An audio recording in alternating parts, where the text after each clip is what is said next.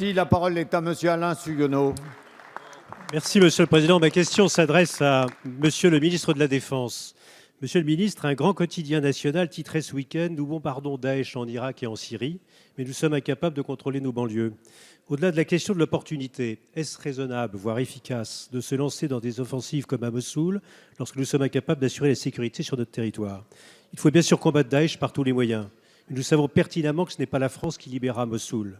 Monsieur le ministre, les renforts venus de Mossoul ne risquent-ils pas de relancer depuis la Syrie la campagne d'Europe au cœur de la stratégie transnationale de Daesh? Ce n'est pas tant en Irak que le terrorisme se développe, vous le savez bien. C'est à partir de la Syrie que le djihadisme prolifère. C'est en Syrie qu'il doit être terrassé avant qu'il ne soit trop tard. Monsieur le ministre, nous ne pouvons plus nous permettre d'attendre le prochain attentat et de défiler en condamnant le terrorisme.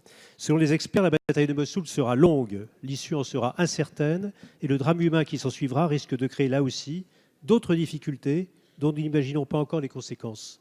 Notre priorité, au-delà du symbole de notre présence aux côtés des vainqueurs potentiels de Mossoul, doit bien sûr être de protéger notre territoire. Quand on fait la guerre, on doit en assumer les conséquences. Les djihadistes ne se posent pas cette question. Nous devons être garants de la sécurité de nos concitoyens. Monsieur le ministre, pouvez-vous nous rassurer sur ce point? Merci. La parole est à monsieur Jean-Yves Le Drian, ministre de la Défense.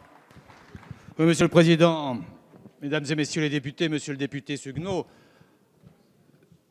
le Premier ministre irakien, Monsieur Abadi, a décidé il y a 2 jours le lancement de l'offensive contre la capitale de Daesh, Mossoul.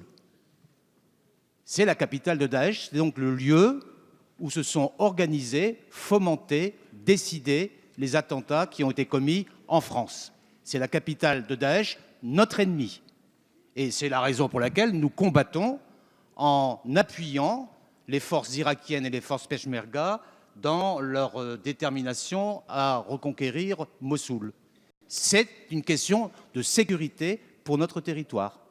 Et c'est la raison pour laquelle nous sommes actifs et nous sommes déterminés à l'accompagnement jusqu'à l'éradication de Daesh sur ce territoire. C'est vrai que ça ne règle pas tout, mais il faut d'abord toucher le centre, éliminer le centre pour pouvoir ensuite continuer à s'attaquer aux métastases.